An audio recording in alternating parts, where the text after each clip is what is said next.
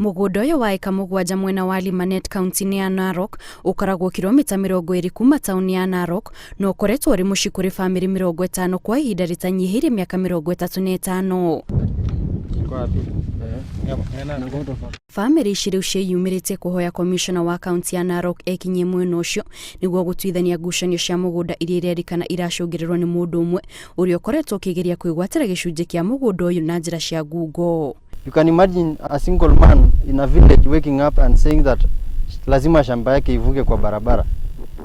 Hii ndio sababu tunashuhudia vita kama hivi Kenya, ambayo kitu kidogo inakuja hadi inafanya kuwa mzozo ya kijamii. Na tunataka kusema county commissioner, tutakuja ofisi yako Jumatatu tutaresi hii shida, maana kuna wazee ambao wanazunguka kusema ni machairman wa kijiji na hawa ndio wanamwaga damu hapa.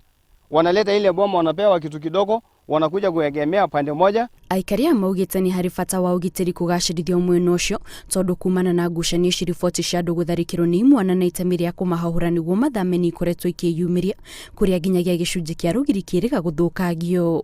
Nilifahamiwa na mkuki, nilifahamiwa na kisu, nilifahamiwa na mchale, ikawa nilipelekwa hospitali nikiwa hali mahututi. Nikalaswa for almost a week. Alikuja OCS crime, ndiye amekuja hapa kushuhudia damages yenye imetokezea hapa. Ameandika kila kitu. Shida ya leo tunasema kwa sababu ya hii shamba ya leo, watu walipigwa mkuki, serikali walikuja hapa wenyewe, walikuja hospitali wakashuhudia watu wakitolewa mshale, walishika wale wenye walikuwa walivu, wamefunja fence hii ambayo unaona ni ya pesa mingi, wamepanga kuja Jumanne. Na tunataka kuambia serikali, watu waliwekwa mkuki hapa, hakuna hatua ambayo umechukua.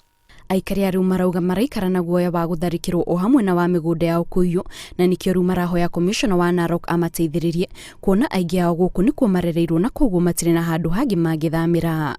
Ngĩribotera Inooro TV, njĩtagwo Kate Muthoni.